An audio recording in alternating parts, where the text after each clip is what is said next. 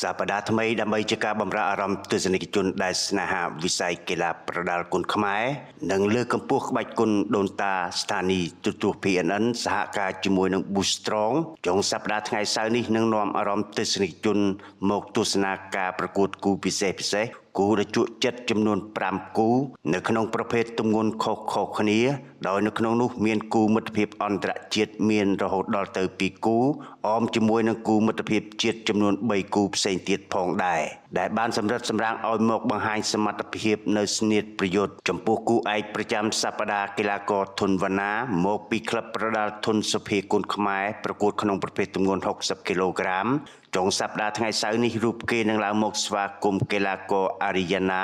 អ្នកឆ្លងដែនមកពីប្រទេសអ៊ីរ៉ង់មុនការប្រកួតមកដល់កីឡាករធុនវណ្ណាស្ថិតនៅក្នុងក្លឹបកំពុងធ្វើការហ្វឹកហាត់ជាមួយនឹងលោកគ្រូធុនសុភាបានបង្ហាញពីការជឿជាក់លើខ្លួនឯងថាចុងសប្តាហ៍នេះដឹងតែល្អមើលហើយសម្រាប់ការប៉ះគ្នាជាមួយនឹងកីឡាករមកពីប្រទេសអ៊ីរ៉ង់ហើយក៏ជឿជាក់លើខ្លួនឯង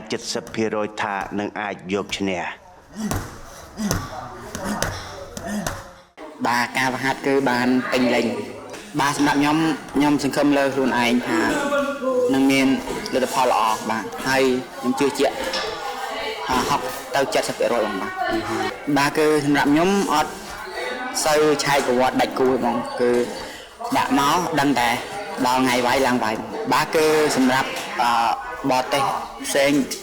អត់មែនពីថៃគាត់ដាក់មកគាត់ដឹងឲ្យវាយគាត់ឡើងគាត់វាយមកហើយថៃគាត់នៅស្ទាបស្ទងសិនបាទសម្រាប់ខ្ញុំបើមានឱកាសខ្ញុំអាចប្រាប់បានខ្ញុំនឹងផ្ដាច់បងអត់អាចទេបងប៉ុន្តែសម្រាប់ខ្ញុំព្យាយាមធ្វើឲ្យខំប្រឹងដើម្បីឲ្យផ្ដាច់លឿនកាលណាល្អមកនោះបាទសម្រាប់ខ្ញុំសូមឲ្យពុកម៉ែបងប្អូនទាំងអស់ចូលរួមទស្សនាបានច្រើនកហើយនឹងជួយគ្រប់គ្រងខ្ញុំបាទបន្តទៀតបងបាទដល់ឡែកគូមិត្តភាពអន្តរជាតិមួយគូទៀតរវាងកីឡាករខំខ្លានាងមកពីក្លឹបប្រដាល់រាជសីមានរិទ្ធប្រកួតក្នុងប្រភេទទម្ងន់54គីឡូក្រាមក្នុងសប្តាហ៍នេះរូបគេនឹងឡើងមកស្វាគមន៍កីឡាករម៉ូរ៉ាឌីម៉ូរ៉ាត់លូអ្នកឆ្លងដែនមកពីប្រទេសអ៊ីរ៉ង់ចំពោះគូមិត្តភាពបន្តវេន3គូផ្សេងទៀតកីឡាករជ័យសុវណ្ណមកពីក្លឹបប្រដាល់ឃ្លាំងមឿងកីឡាខេត្តពោធិ៍សាត់ប៉ះគ្នាជាមួយនឹងកីឡាករធុនច័ន្ទធឿនមកពីក្លឹបប្រដាល់ធុនសុភាគុនខ្មែរកីឡាករនីនរៈចៅខ្លាមកពីក្លឹបប្រដាល់ខ្លារខិនមានរិទ្ធប៉ះគ្នាជាមួយនឹងកីឡាករពៅម៉ាប់មកពីក្លឹបប្រដាល់វិបុលរិទ្ធខណ្ឌពោធិ៍សែនជ័យកីឡាករខំខ្លាពេជ្រមកពីក្លឹបប្រដាល់រាជសីមានរិទ្ធប៉ះគ្នាជាមួយនឹងកីឡាកររិទ្ធីអ៊ីចយមកពីក្លឹបប្រដាល់គុនខ្មែរ Super Fightសូមបញ្ជាក់ថាព្រឹត្តិការណ៍នៃការប្រកួតប្រដាល់ Boostrong King of Power គុនខ្មែរមានការផ្សាយបន្តផ្ទាល់នៅលើកញ្ចក់ទូរទស្សន៍ PNN